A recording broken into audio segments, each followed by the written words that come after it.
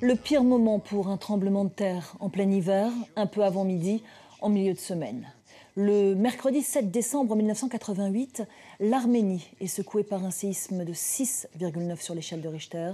Suivra une réplique de 5,8 et des centaines d'autres. Léninakan, la seconde plus grande ville de l'Arménie soviétique, est fauchée au plus fort des activités du jour. Les enfants sont à l'école, les parents au travail, la moitié des bâtiments de la ville s'effondrent sur eux. À l'épicentre, la petite ville de Spitak est rayée de la carte. Il y aura 30 000 morts, mais aussi 15 000 rescapés tirés des décombres. Le bilan est aggravé par la fragilité des constructions et par un froid à fendre pierre. C'est aussi l'époque où le climat se réchauffe entre l'Est et l'Ouest. Mikhaïl Gorbatchev, le président soviétique, effectue sa première visite aux États-Unis. Il doit interrompre son voyage pour se rendre au chevet de la petite république du RSS. Aujourd'hui, le plus important, c'est l'organisation. Avant tout, il nous faut déblayer les débris sous lesquels se trouvent encore de nombreuses personnes, toujours en vie. Car chaque jour, nous sauvons des gens des décombres. J'ai pu moi-même en rencontrer. Et donc la première tâche à laquelle nous devons nous atteler, c'est de sauver ceux qui sont encore en vie et de retirer les corps des victimes avec humanité.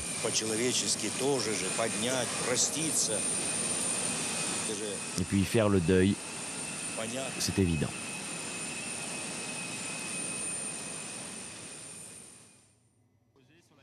Signe des temps, un élan de fraternité se lève dans le monde entier et Moscou accepte la venue de milliers de volontaires ainsi que des dons en provenance de 150 pays.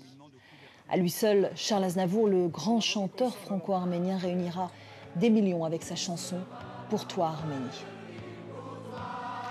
25 ans plus tard, une équipe de France 24 est retournée à Léninakan. Aujourd'hui, la ville a été reconstruite et rebaptisée Gyumri. Reportage d'Alexandra Renard, Elena Gabrelian et Armen Georgian.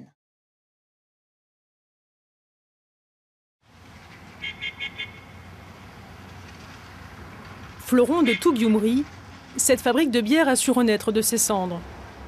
Fondée à la fin du 19e siècle, pendant l'occupation du tsar russe, qui rebaptise la ville Alexandropol, la brasserie a toujours été un symbole fort de la cité. En 1970, la production devient massivement industrielle et s'implante imposante à l'entrée de la ville. L'Arménie est alors sous joug soviétique. Gyumri devient Léninakan, en hommage à Lénine, le fondateur du premier régime communiste.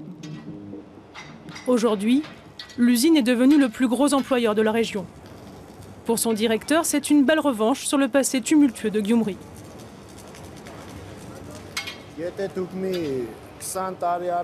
Si vous aviez été là il y a 20 ans, vous n'auriez vu que des ruines. L'usine a été intégralement détruite par le séisme. Les experts soviétiques de l'époque n'ont même pas osé la rebâtir. Reconstruite brique par brique dans les années 90, la brasserie produit désormais jusqu'à 200 000 bouteilles par jour.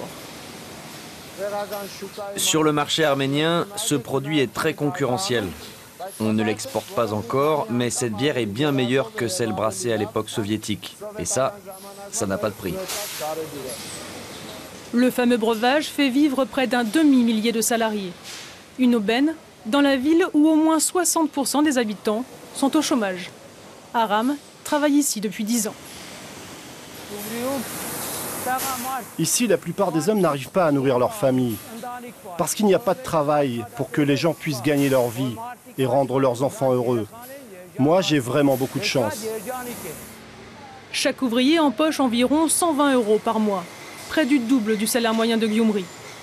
Armineh, la femme d'Aram, travaille aussi dans cette usine. Pas vraiment à sa place avec ses 2 diplômes de droit, mention excellente. Je suis juriste en droit civil et en droit pénal. Mais étant donné l'état de notre pays, trouver un travail dans mon domaine, c'est quasiment mission impossible. Chaque jour, lorsqu'ils sortent de l'usine, le même spectacle s'offre à eux. Comme à tous les Gyumretis, depuis 25 ans. Tout au long de leur chemin, la zone industrielle environnante n'est plus que ruine est vestige d'une autre époque. Une époque de plein emploi.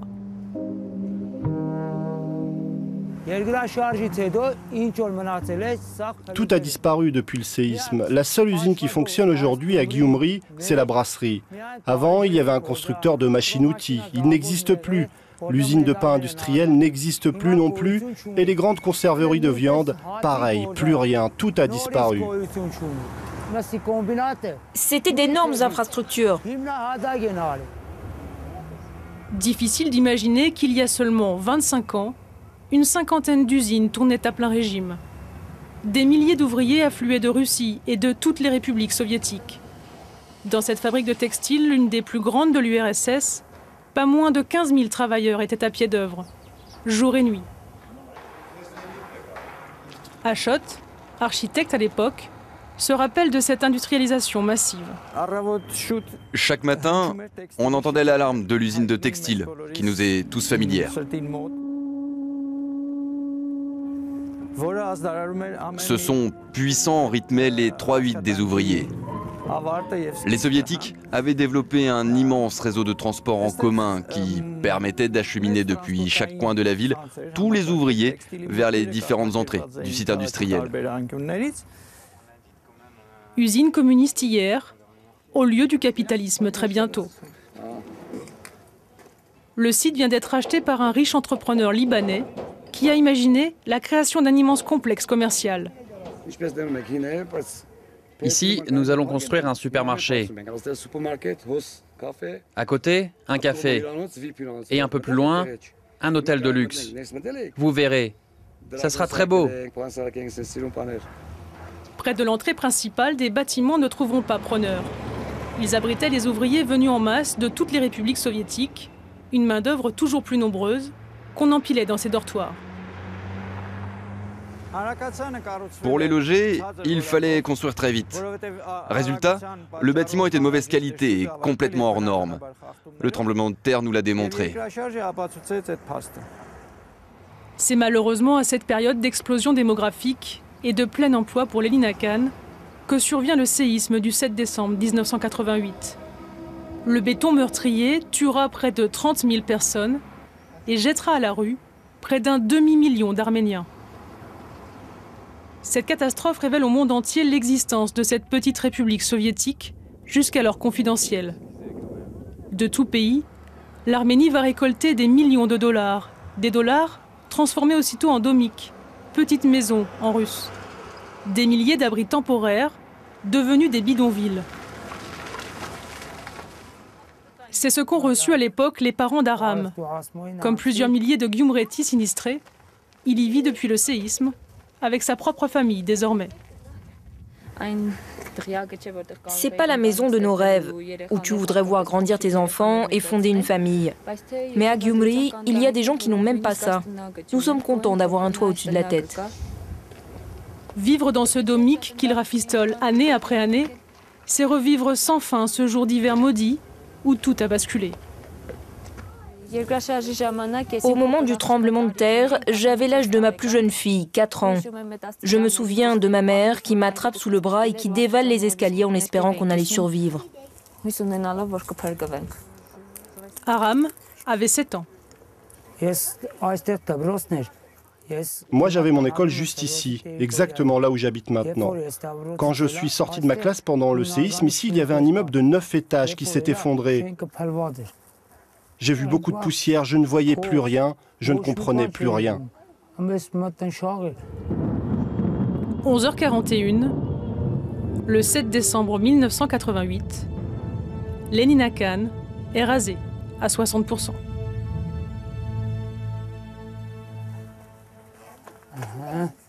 Les Grigorian ont aujourd'hui la petite trentaine.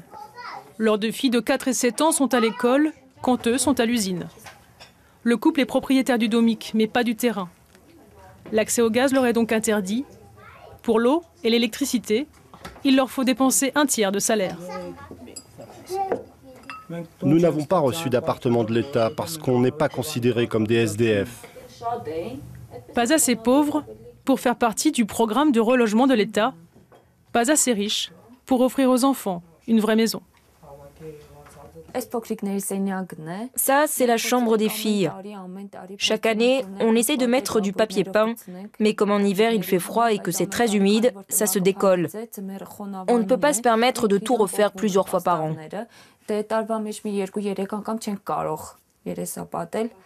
La température descend dès octobre jusqu'à -26. La salle de bain est alors impraticable. L'hiver, l'eau se transforme en glace. On n'a plus d'eau qui sort et donc on va en chercher à l'extérieur et on la ramène dans les seaux. Comme il y a du béton, tout gèle ici.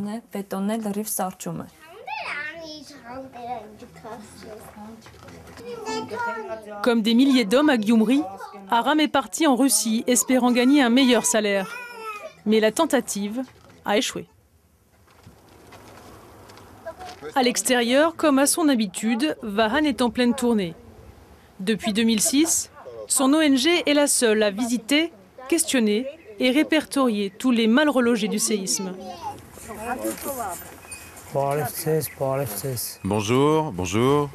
Ça va ma petite? Galoyan Armin, c'est qui? C'est elle. Moi, je suis Grégorian Aram. Nous allons vous filmer dans le Domik. Nous avons des partenaires arméniens aux États-Unis qui vont regarder ces vidéos. En retour, ils donnent de l'aide humanitaire aux familles habitant dans les Domik. Dans quelques jours, on vous apportera des vêtements pour les enfants et d'autres produits de première nécessité.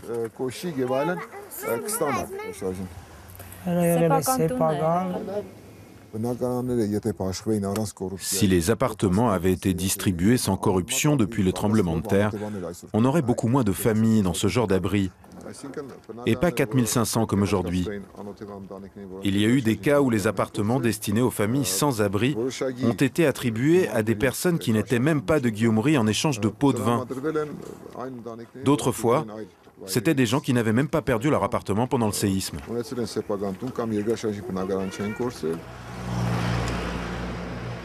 Direction, le vieux centre-ville. Tous les bâtiments ont plus de 2 siècles. Tous intacts. Ils ont résisté sans encombre au tremblement de terre. C'est ici que Vahan a établi son QG.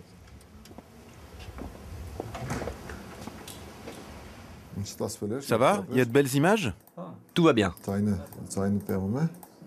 L'équipe en est à 300 films postés sur leur site, des montages très relayés sur les réseaux sociaux. Grâce à ces vidéos, le centre a pu récolter de l'argent de sponsors américains d'origine arménienne et fournir déjà 14 appartements à des familles. En tout, ça fait $1 million ramenés à Gyumri. L'ONG va même plus loin en diffusant sur Internet la livraison des appartements en direct. Les donateurs étrangers peuvent donc y assister à distance. Nous avons mis sur YouTube la vidéo de la remise des clés. Tout est transparent et on voit exactement comment les gens reçoivent les appartements. Archiver et émouvoir pour provoquer des dons, une formule efficace qui touche en plein cœur la grande diaspora arménienne. Car sur 10 millions d'Arméniens dans le monde, moins d'un tiers vit dans le pays. Depuis le séisme, 21 000 appartements ont été construits à Gyumri. L'État arménien soviétique, puis indépendant, est le principal bailleur. Viennent ensuite les ONG et les dons internationaux. Mais aujourd'hui, l'Arménie doit s'endetter. L'État a attribué 1056 logements en 2010. En 2012, 1756, construits grâce à un emprunt russe contracté par l'État pour $1 demi-milliard. Vu de l'extérieur, ça fait très joli, mais en termes de qualité, c'est médiocre. Dans une région à très forte activité sismique, Vahan suit de près les malfaçons de ces nouveaux appartements. Car c'est ici que sont relogés les sinistrés de 88. En un an, il faut déjà faire des travaux? Je suis en train de remplir ça. Pourquoi il est creux, le mur? Je mets de la colle. Tout le vent rentre dans l'appart. Et sous le mur, il y a du vide. Bon, bah, remplis bien, hein. Paradoxalement, si presque tous les appartements sont construits dans ce quartier et livrables, la moitié reste inhabitée. Les travaux sont en cours depuis 1 an. Mais les gens ne peuvent pas quitter leur domik et emménager ici, car il n'y a pas encore d'accès au gaz. Tous les programmes de relogement concernant les sinistrés du séisme auraient dû être achevés définitivement en 2013. Mais 13 000 personnes sont toujours en attente. Un tiers d'entre elles vit dans ces immeubles détruits, classés inhabitables par le gouvernement. Les gens ont volé les armatures et les ont revendues. C'était courant à Gyumri quand les bâtiments étaient détruits. Ces pillages ont fragilisé encore plus les bâtiments et provoqué encore plus de morts. Reloger au plus vite ces habitants de fortune, qui risquent chaque jour leur vie, c'est la priorité absolue de Vahan. Louciné habite l'un de ces immeubles. Elle a quitté un domik devenu inhabitable pour s'installer ici, en famille. Regardez là où on habite. Tout s'écroule. Ça peut nous tomber dessus à tout moment. En 1998, ils ont emménagé ici, à Contrecœur. C'était le seul étage disponible. C'était à l'époque de l'ancien maire. À la mairie, ils m'ont dit « Va et cherche toi-même un appartement et puis prends celui que tu trouves ».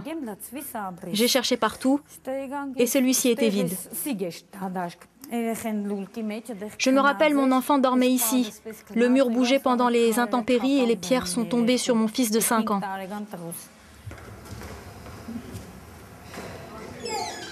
La famille loge désormais dans ce 3 pièces.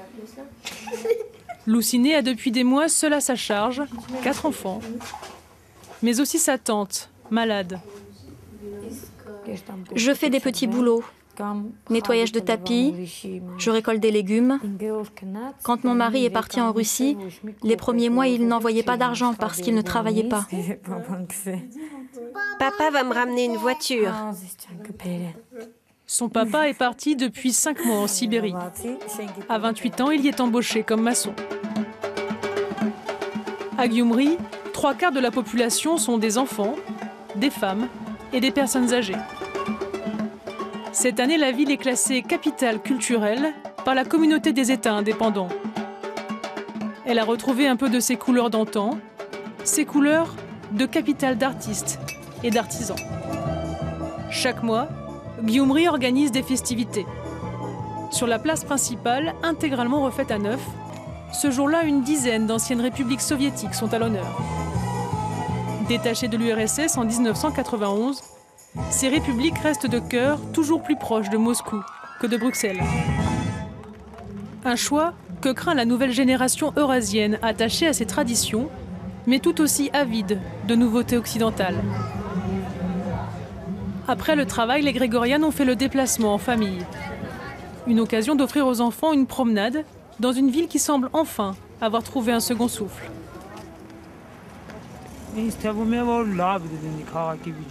Je pense que ça va aller mieux à l'avenir, surtout avec le nouveau maire. De notre côté, nous travaillons pour les enfants, nous voulons qu'ils vivent bien. Nous faisons tout notre possible pour y arriver. L'image de la ville, qui était triste, a aujourd'hui beaucoup changé. On voit des sourires désormais sur les visages des gens. Et ça fait du bien aussi de voir dans la rue les enfants rire et jouer. Même ces simples manèges qu'on n'avait pas auparavant, maintenant on les a et c'est beau. Seuls quelques parcs et jardins, ex-grande fierté de la ville verte d'autrefois, ont été réaménagés. Depuis le séisme, priorité a été donnée à la reconstruction des écoles, des hôpitaux et des logements, aujourd'hui rebâtis à 70%. La route tourne à Gyumri, lentement.